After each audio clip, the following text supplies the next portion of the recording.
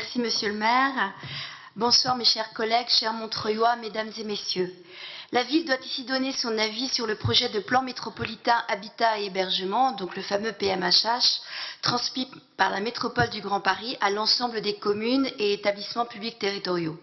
À terme, ce document va se substituer aux plans locaux de l'habitat communaux et intercommunaux existants.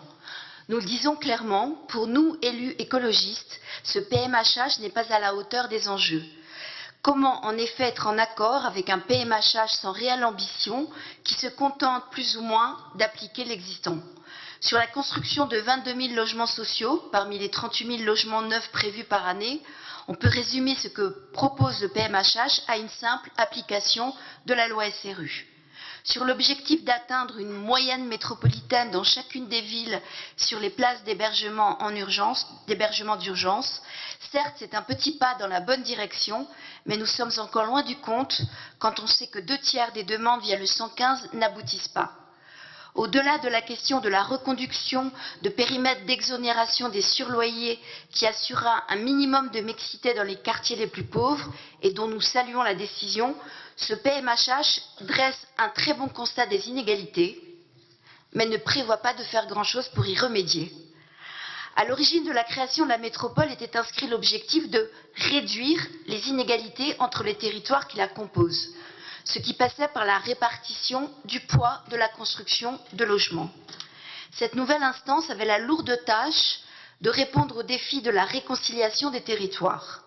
Aujourd'hui, nous ne pouvons plus rester cantonnés à une division absurde des rôles, selon laquelle il y aurait d'un côté les villes qui accueilleraient tous les pauvres, les usines polluantes, les déchets, et de l'autre, celles qui hébergent les nantis, sans participer à la hauteur de la solidarité qui devrait leur incomber. Et cela, sans compter le coût écologique exorbitant en termes de déplacement entre lieux d'activité et lieux de vie.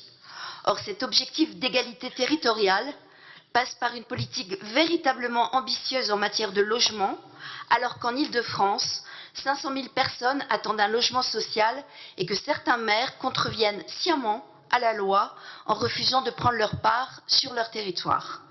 Nous ne sommes pas dupes, nous savons bien que la métropole n'est pas aux mains d'écologistes, d'hommes et de femmes de gauche. Mais malgré les clivages politiques, nous nous désolons qu'une fois de plus, rien ne change en matière d'égalité, valeur inscrite dans notre devise républicaine.